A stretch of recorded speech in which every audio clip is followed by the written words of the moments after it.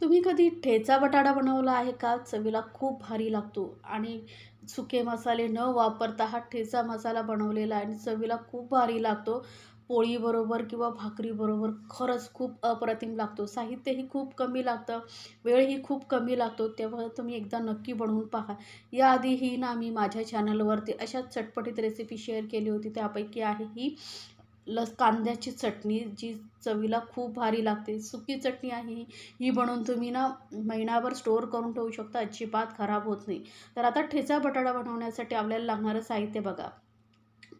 7-8 लसणाच्या पाकळ्या घ्यायच्या आहेत, अर्धा इंच आल्याचा तुकडा आणि 4 हिरव्या मिरच्या घेतलेल्या आहेत मी. आणि खूप सारी घ्यायची कोथिंबीर. आता तिखट किती हवं आहे त्यानुसार तुम्ही हिरवी मिरची घेऊ शकता. आता इथे ना हा ठेचा बटाटा बनवण्यासाठी आपल्याला असा लोखंडाचा तवा वगैरे असेल ना, तर तो घ्यायचा आहे. यावरती भाजीची टेस्ट खरंच खूप छान येते. त्यानंतर आता तवा चांगला गरम झाला, तर यामध्ये ना मी आलं न घालता फक्त लसूण आणि मिरच्या आपण भाजून घेणार आहोत. ह्या मिरच्या ज्या आहेत ना खूप तिखट आहेत, त्यामुळे मी 4 घेतलेल्या आहेत. आता यापेक्षाही तिखट तुम्हाला भाजी हवी असेल तर थोडे मिरच्या तुम्ही वाढवू शकता. लसूण आणि ना मिरची आपल्याला थोडंसं हलकासा बघा यावर त्याची डाग येईपर्यंत भाजायचं आहे. म्हणजे काय होतं, याचा कच्चेपणा गेला ना की ठेच्याला छान टेस्ट येते. तर मिरच्यांना ना मी मधून चीर दिल्या होत्या. तसं चीर देऊन घ्यायचं, नाही तर काय होतं आपण जेव्हा असं तव्यावरती भाजतो ना तेव्हा त्या फुटतात आणि उडू शकतात. त्यामुळे अशा मध्ये चिरा देऊन घ्यायच्या. आता लसूण आणि मिरची भाजली गेलेली आहे, काढून घेऊया. आता आपल्याला याच तव्यावरती काय करायचं आहे, बटाटे घालायचे आहेत. तर बटाटे बघा असे ना मध्यम साईजच्या अशा मी फोडी करून घेतलेल्या, जास्त जाडी करायची नाही, जास्त पातळी नाही, अशा फोडी आपल्याला करून घ्यायच्या आहेत. जास्त जाड ठेवलं तर काय होणार, व्यवस्थित शिजणार नाही. धुवून आता ना याला चाळणीवरती ठेवलं आहे, म्हणजे काय होतं यामध्ये जे पाणी असतं ना ते निघून जातं. आपल्याला पाणी अजिबात वापरायचं नाही आहे.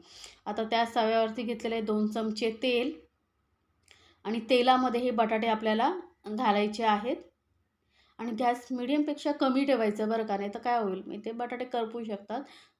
तर गॅस मिडियमपेक्षा कमी ठेवून आपण हे बटाटे आता तेलामध्ये चांगले भाजून घ्यायचे आहेत. गॅस कमी ठेवला की व्यवस्थित भाजले जातात, कच्चे राहत नाहीत बटाटे.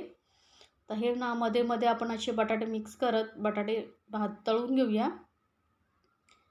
तर हे बटाटे आपले तळता आपल्याला तळताना यामध्ये ना थोडंसं मीठ घालायचं, म्हणजे काय होईल, बटाटा फिका लागणार नाही.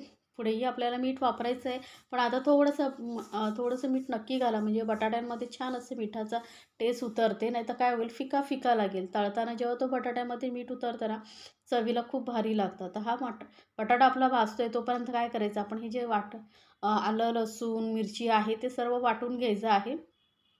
या भाजीमध्ये ना कोथिंबीर फक्त जास्त वापरायची, त्यामुळे काय होतं, भाजीला कलरही खूप छान येतो आणि टेस्टही छान येते. आता यामध्येच ना मी घालते थोडंसं जिरं, अर्धा चमचा छोटं जिरं घालते. आणि आता हे ना पाणी न घालता आपल्याला दरदरीत असं वाटून घ्यायचं आहे.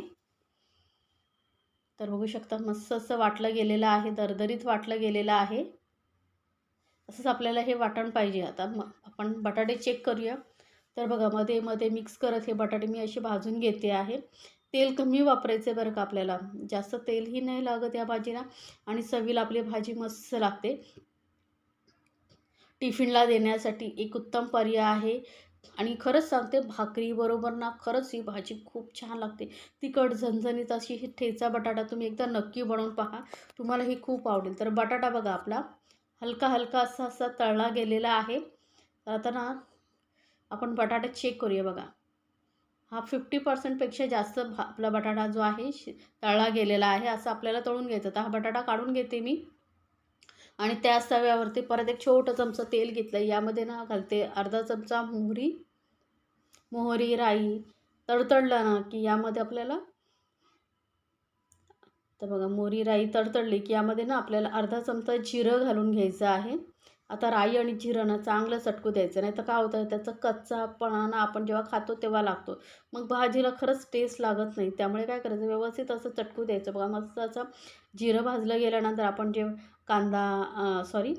आलं लसूण कोथिंबीरचा ठेचा बनवून ठेवला होता मिरचीचा, तो घालून घ्यायचा, सर्व घालायचं आहे आणि तेलामध्ये याला छान असं परतून घ्यायचं आहे. म्हणजे काय होईल, आपला ठेचा जो आहे मस्त असा परतला गेल्यामुळे त्याची टेस्ट जी आहे ना अजून उठून येईल. त्यामुळे एकदम मंद गॅसवरती आपण हा ठेचा चांगला 1 मिनिटभर चांगला असा तेलामध्ये परतून घेतलेला आहे.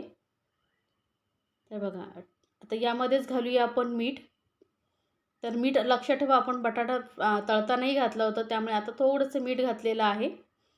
म्हणजे मसालेही आपले चांगले भाजले जातील. गॅस एकदम मंदवरती ठेवलेली आहे, कारण पाणी अजिबात वापरणार नाही आहोत या भाजीमुळे त्यामुळे गॅस मंदवरती ठेवायचे. आणि आता बटाटे मिक्स करून घेऊया.